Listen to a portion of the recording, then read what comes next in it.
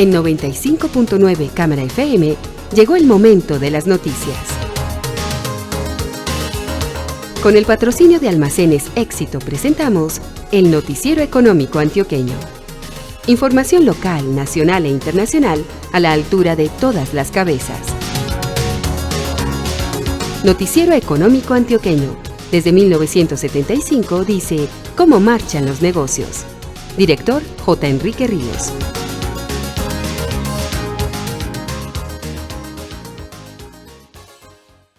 Muy buenos días, sea usted bienvenido a la serie de resúmenes de fin de año. Hoy es domingo 29 de diciembre de 2019. Esta es la emisión 18.741 que ofrecemos en nombre de Almacenes Éxito.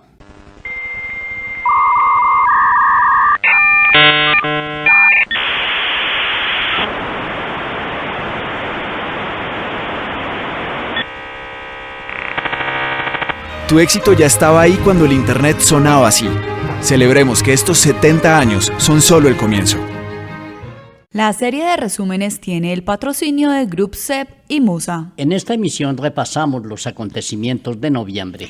La noticia más trascendental de noviembre fue el cierre de la operación con que la propiedad de Almacenes Éxito quedó en cerca del 97% en cabeza del Grupo Casino, a través de la compañía brasileña de distribución. Esa organización lideró una oferta pública de adquisición OPA y recibió aceptaciones de 3.685 accionistas para venderle 432.200.000 acciones por valor de 7.780.000 millones de pesos. El gancho de la operación fue haber ofrecido 18.000 pesos por acción, un precio competitivo de acuerdo con el promedio en que se estuvo transado esa acción en la Bolsa de Valores de Colombia. El Grupo Casino procedió con esa movida y otras con el fin de simplificar la estructura en Latinoamérica. Por eso mismo Éxito vendió la participación que tenía en la brasileña GPA y dejó de competir en el mercado de Brasil.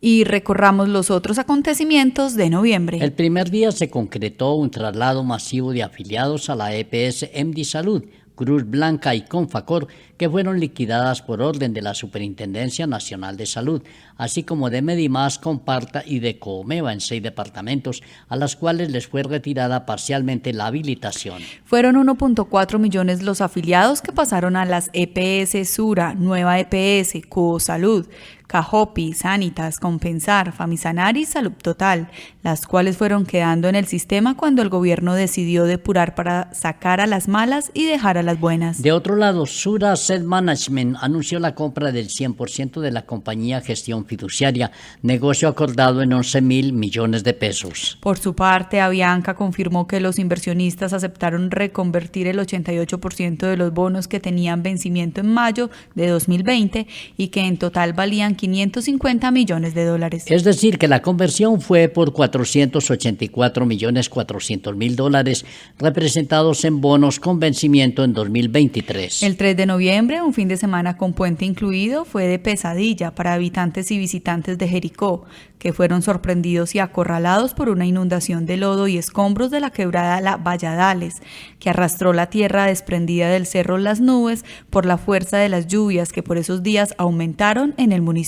De otra parte, ese 3 de noviembre el gobierno anunció la entrega a la firma Coviandina de 2/3 partes de la vía que comunica Bogotá con Villavicencio. El contrato de administración, operación y mantenimiento de todo el trayecto de 85 kilómetros antes estuvo a cargo de Coviandes desde 1994, cuando fueron adjudicadas varias obras de la primera generación de concesiones. Coviandina recibió 2 tramos, uno de 34 kilómetros desde la salida de Bogotá y otro de 29 en el intermedio.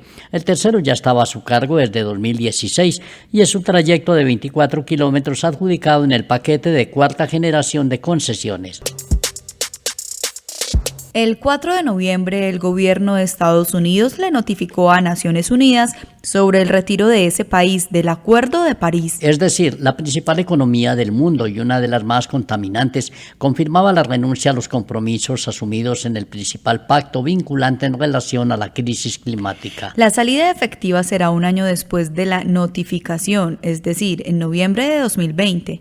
La decisión del gobierno Trump, que inicialmente fue anunciada en junio de 2017, se debe, según explicó, a lo que implica para los trabajadores, los contribuyentes y las empresas reducir las emisiones contaminantes. De otra parte, en España, la aerolínea Iberia anunció ese día el acuerdo para adquirir a Air Europa por 1.000 millones de euros. El comprador es parte del grupo International Airlines Group y el vendedor es el grupo Globalia. El negocio se deberá concretar en el segundo semestre de 2020, una vez recibida los permisos de las autoridades. El 5 de noviembre, aduciendo afectaciones por la caída de la ley de financiamiento, el gobierno determinó ampliar el plazo para la subasta prevista como mecanismo de búsqueda de inversionistas que asuman la administración de Electricaribe. El motivo concreto es que con la caída de la ley quedaron en el limbo aspectos relacionados con la valoración de los mercados de energía objeto de cesión en la subasta, en elementos como la tasa nominal de renta, la tasa de megainversiones y la deducción del IVA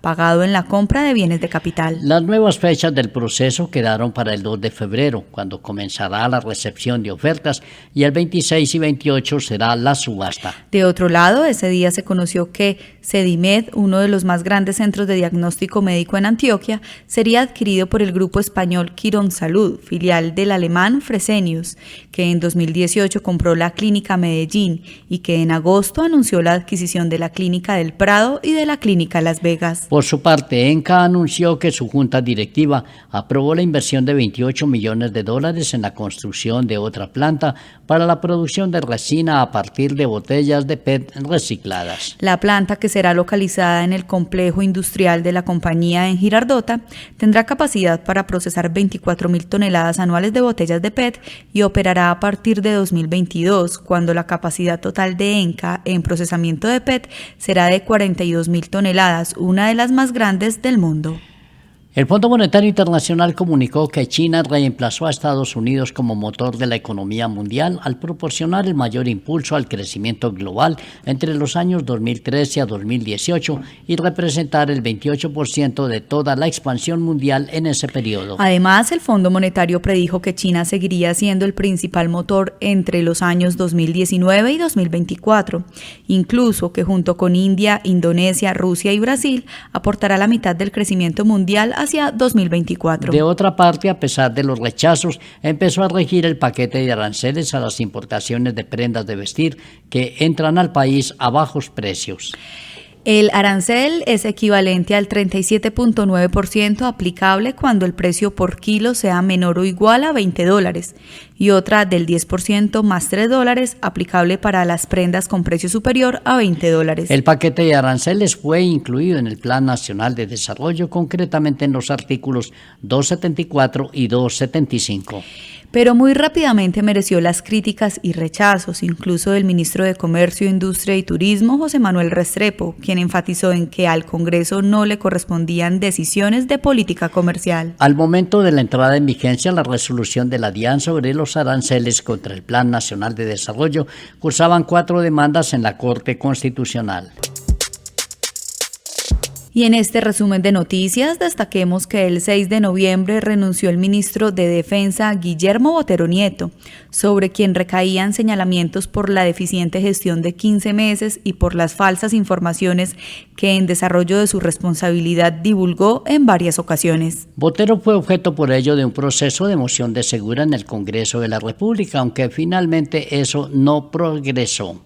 Entre tanto, el Consejo Privado de Competitividad divulgó su informe anual, donde subrayó que el país tenía reformas pendientes que enfrentar cuanto antes. La del Código Sustantivo del Trabajo, la del Estatuto Docente para establecer mecanismos de evaluación permanente y promover el mejoramiento continuo, la de pensiones, ajustes a las políticas o a la política de libre competencia, modernizar la DIAN y modificar la institucionalidad ambiental, reclamó de paso un programa integral de vías terciarias. Por otro lado, Tigo y Movistar sorpresivamente anunciaron la renuncia a la subasta de espectro que había convocado el Ministerio de Tecnología Tecnologías de Información y Comunicaciones, que coincidencialmente ese día había ampliado el plazo para la recepción de ofertas hasta el 12 de noviembre. Es decir, la subasta se quedaba sin dos de los tres grandes competidores del mercado de datos, los mismos que en varias ocasiones habían reclamado con insistencia que el proceso sirviera para equilibrar las cargas con el operador dominante Claro.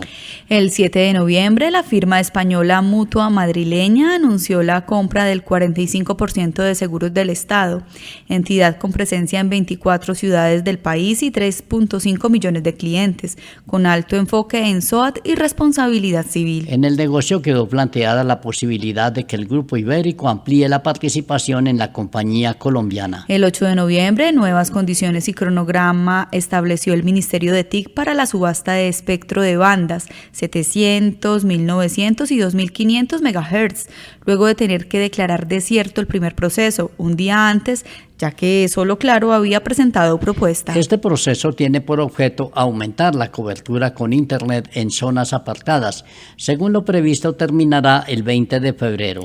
Por su parte, también el 8 de noviembre, la Superintendencia de Economía Solidaria ordenó la toma de posesión de la Cooperativa de Caficultores de Andes, una de las más grandes de Antioquia y del país, y que enfrentaba una crisis financiera originada en pérdidas que por 90.000 millones de pesos había arrojado con corte a septiembre de 2019. La decisión estuvo motivada además en el hecho de que la cooperativa incumplió órdenes e instrucciones de la superintendencia y que persistió en manejar los negocios en forma insegura y no autorizada. La entidad designó a Alejandro Rebollo como agente especial de la intervención, quien debe determinar si la cooperativa es viable. Al momento de la decisión, la cooperativa de los Andes tenía cerca de 4.000 asociados, activos por 247.000 millones de pesos, pasivos de 214.000 y un patrimonio de apenas 12.700 millones.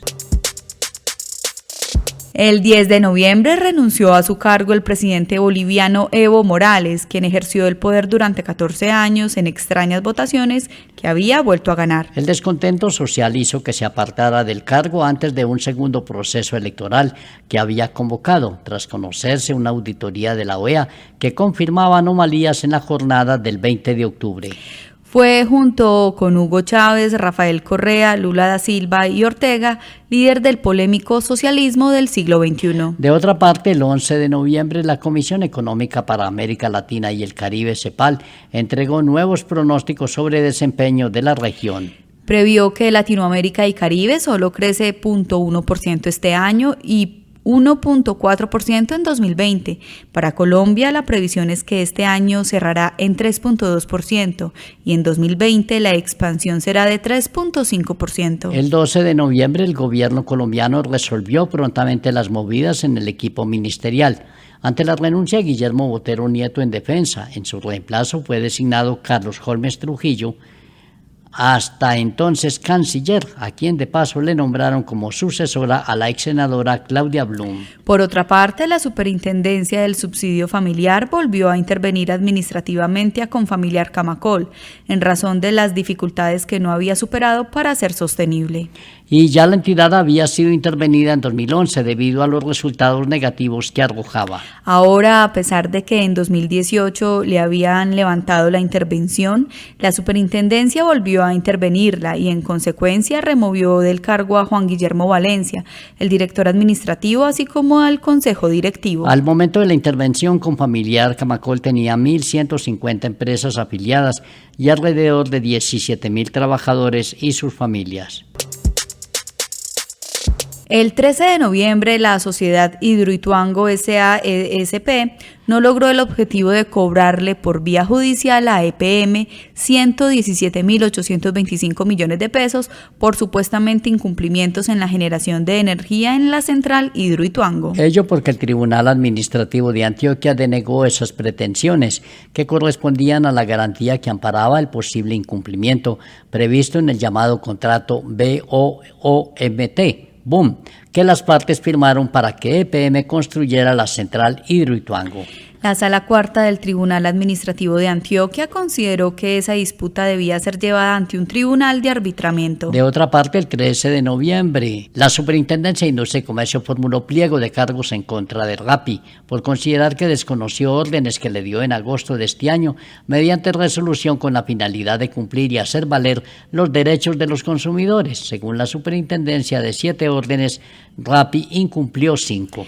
Entre tanto, fue emitido el documento COMPES del Ministerio de Tecnologías de Información y Comunicación, MINTIC, para que con inversiones por 124.971 millones de pesos hasta 2022, tiene por objeto que las empresas eleven la competitividad a través de la innovación. De otra parte, con motivo de sus 10 años en el mercado, Tiendas de Uno anunció la meta de tener 2.400 establecimientos en el año 2022, para lo cual dispondrá de inversiones por 400.000 millones de pesos. En este momento, esa cadena lidera el mercado de tiendas de descuento con el 16% de la participación a través de 1.200 tiendas en 244 municipios. El 13 de noviembre fue la apertura del Centro Comercial Arcadia en las vecindades de la Clínica Las Américas, sector de Belén, suroccidente de Medellín.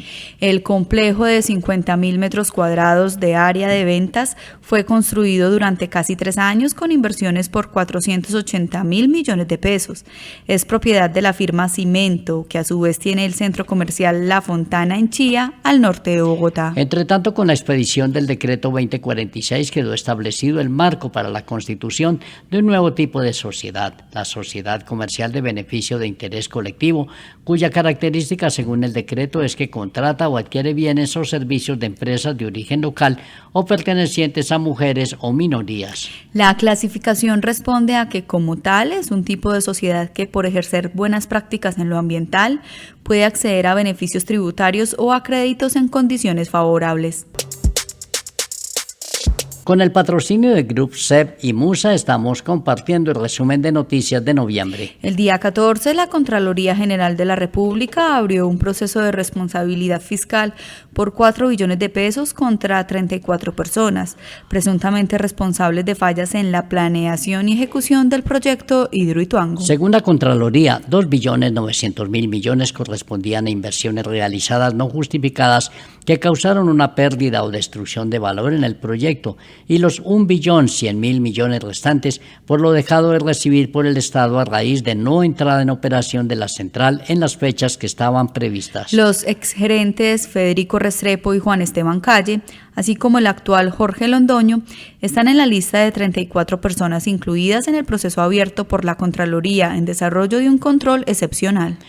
El 15 de noviembre, la Superintendencia Nacional de Salud, en definitiva, confirmó la liquidación de la EPS Salud Vida y el traslado de los afiliados a otras EPS, según lo ordenado por un juzgado un día antes al resolver una acción de tutela. Así las cosas, 1 millón de usuarios se debían ir a otras entidades promotoras de salud y se completaban 2.5 millones de afiliados trasladados de EPS que fueron liquidadas. De otro lado, mediante decreto 2059, el gobierno estableció una reducción en el impuesto que se debe pagar por la importación de tractomulas del 15 al 5%. La disminución impositiva hace parte del paquete de determinaciones adoptadas para modernizar el parque automotor de carga. 5 días después de volver a iniciar una intervención administrativa en Confamiliar Camacol, la Superintendencia del Subsidio Familiar anunció el nombramiento de Carlos Andrés Sarria Cobo como director administrativo de la Caja y Diana María Gáfaro Martínez como agente especial de intervención. El 16 de noviembre, un grupo de empresas antioqueñas protocolizó la donación de 270 hectáreas en Urabá, con destino a proyectos productivos de 185 excombatientes subversivos. El 70% de esas hectáreas es terreno apto para actividades agrícolas. Entre las empresas que se vincularon a la causa para adquirir los terrenos y donarlos están Nutresa Postobón, Grupo Sura, Grupo Argos, Corbeta, Grupo Bios y la Fundación Fraternidad Medellín, que aportaron 2.000 millones de pesos. El 18 de noviembre, el gobierno desistió, por lo menos por este año, del proceso de venta de la participación que tiene la Nación en ISA. El Ministerio de Hacienda anunció el cierre del proceso con que pretendía contratar una banca de inversión que acompañara esa iniciativa. El cálculo del gobierno y analistas es que, a mano alzada, la venta de las acciones en ISA vale unos 1.500 millones de dólares y la venta hacía parte del programa de enajenación de activos para financiar el presupuesto general por unos 8 billones de pesos. De otro lado, por medio de la resolución 154 de este año, la Comisión de Regulación de Energía y Gas, CREG, confirmó que Hidroituango perdió las obligaciones de energía en firme del cargo por confiabilidad, cuya fecha de inicio era diciembre 1 de hace un año. En consecuencia, no se generó el ingreso y además la CREG hizo efectiva una garantía bancaria por 43.1 millones de dólares. Esas obligaciones le habían sido asignadas a Hidroituango en la subasta de 2008 y aún tiene vigentes las asignadas en 2012 con cumplimiento a partir de diciembre de 2021. De otro lado, Avianca reportó ante la Superintendencia Financiera que logró un acuerdo con United Airlines y Kingsland International Group para contratar un crédito convertible por 250 millones de dólares. 2 pasos previos dio y debió dar Avianca para poder conseguir ese crédito: un intercambio de bonos para alargar el plazo y la reestructuración de deuda.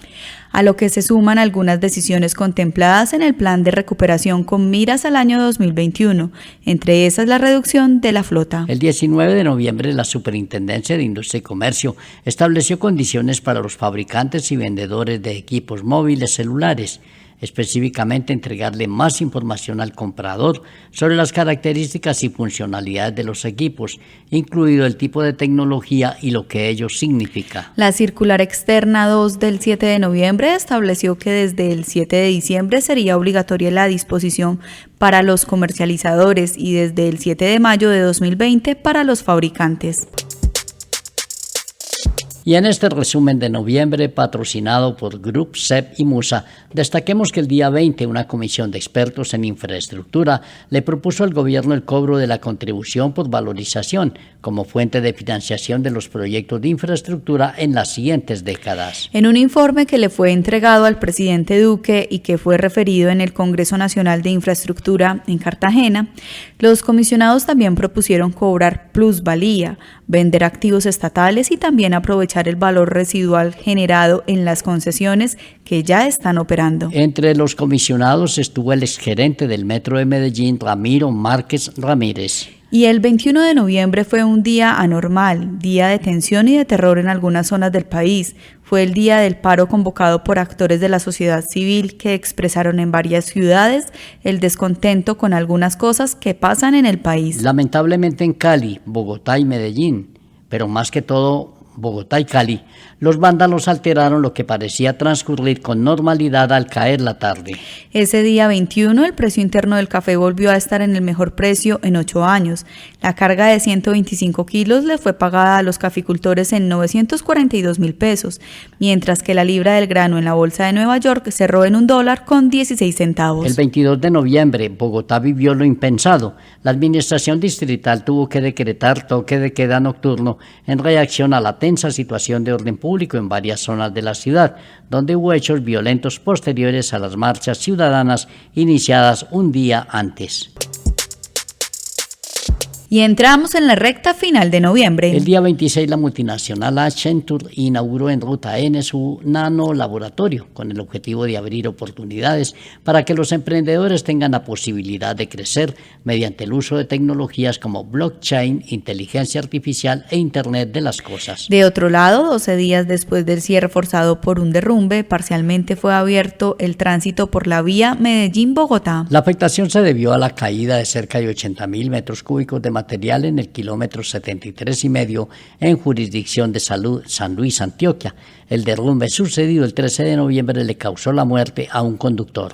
Ese día 26, la Junta Directiva de EPM aprobó el presupuesto para 2020 por 17 billones de pesos, menor en 2.3% al de 2019. Considera un aumento considerable en el rubro de inversión a 4.800.000 millones de pesos. Se reducirá el valor del servicio de la deuda a 1.800.000 millones.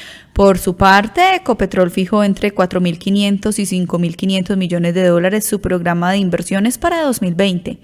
El 80% será para exploración y producción y el 20% del presupuesto de inversión lo ejecutará en proyectos en el exterior. De otro lado, el gobierno confirmó la conformación del Grupo Bicentenario, holding formada por 18 entidades estatales que ejercen actividad financiera.